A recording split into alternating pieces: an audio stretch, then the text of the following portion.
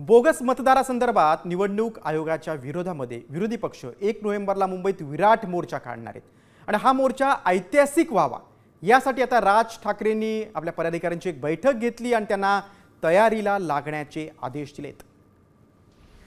बघा राज ठाकरे या बैठकीत काय म्हणालेत आपण पाहूया ग्राफिकच्या माध्यमातून।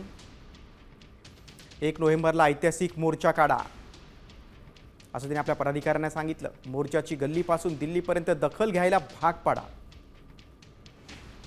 न भूतो न भविष्य मोर्चा होईल असं नियोजन करा।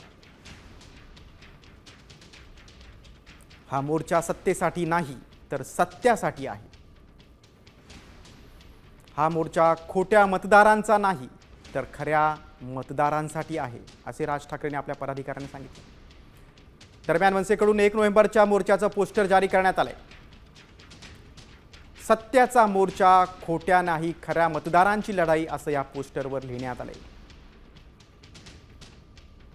संविधान वाचवा, लोकशाही जगवा, सत्याचा मोर्चा, खोट्या नाही खऱ्या मतदारांची लढाई।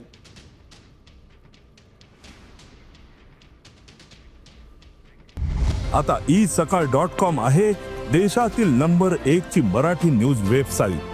प्रत्येक अपडेटसाठी isakal.com ला नक्की भेट द्या।